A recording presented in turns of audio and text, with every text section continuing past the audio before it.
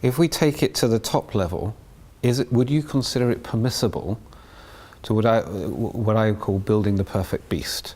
So, for example, if you have a couple of mil subs, neither of them have been through auction, they are not known in the collector's market, one is trashed but has a good movement, they're from the same batch, so the parts are largely interchangeable, can you put a good bezel on a good dial and a good case to create something that would be possibly multiples of value more than the two individual parts?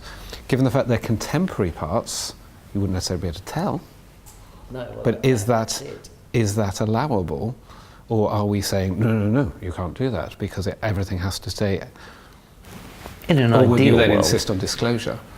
Disclosure. I would go down the disclosure route. Absolutely. I think it's a shame to do anything else.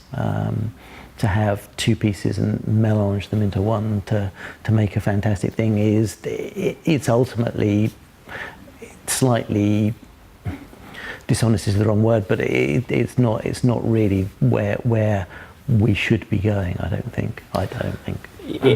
I guess for me, and I agree, but I guess for me to sort of very slightly shave off that, it just depends on how you do it, which is an easy answer. But I have one particular example in mind. I won't be too specific, but there are Hoyer Octavias that were dials that were made as prototypes for a new model that never actually were cased up. Completely different from any other Octavia, completely documented and recognized in the Hoyer community. And I believe one is soon coming up for auction, although I wouldn't want to be too confident about that. And those dials have been put in the corresponding watch that they were designed for, the correct, quote unquote, bezel, case, movement, etc. hands.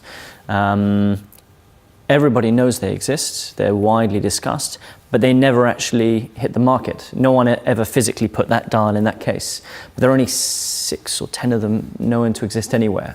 And so if you, in that extreme example, which is not what you're talking about specifically, because you're saying, well, what about if you're making something better from the best of different examples and elements of the original that you took weren't as good as they could be?